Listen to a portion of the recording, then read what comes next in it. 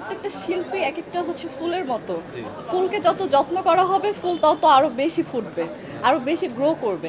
আর ফুলটাকে যখন হচ্ছে আমরা একটা জেলখানার ভিতরে আবদ্ধ করে রাখবো বা একটা ঘরের ভিতরে আবদ্ধ করে রাখবো, তখন কিন্তু সেই ফুলটা মরে যাবে।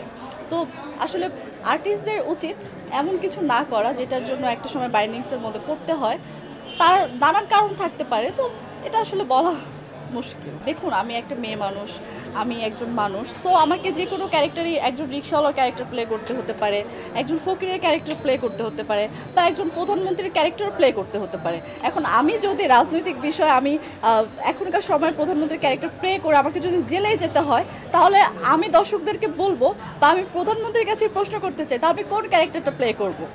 তাহলে কি আমি অ্যাক্টিংই করবো না? এটা আমার একটা প্রশ্ন।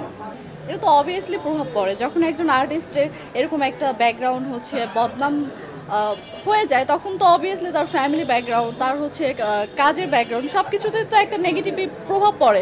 এবং সে যে আর্টিস্টের উপর পড়ে সে মেন্টালিভাবে এটা নিতে পারে না, সে সিক হয়ে যায় আমার মতে। একটা কথাই বলবো, দর্শকরা হচ্ছে আমাদের প্রাণ।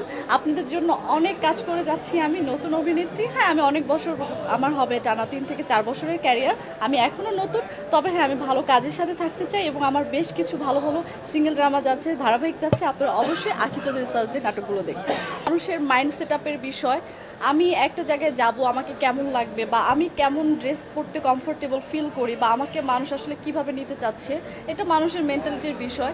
এটা নিয়ে আমি আসলে কোনো কথাই বলতে চাচ্ছি না। এত এত অফার পেয়েছি বলার মতো না। কত 10,000 50,000? না না না, লাখের উপরে। লাখের উপরে? কতগুলো সারা দিয়ে? একটাও সারা দেয়নি। কতগুলো আপনাকে কতগুলো মানে ছ্যাঁকা দিয়েছে এরকম? আমাকে আসলে কেউ ছ্যাঁকাও দেয়নি, আমিও কাউকে ছ্যাঁকা দিই।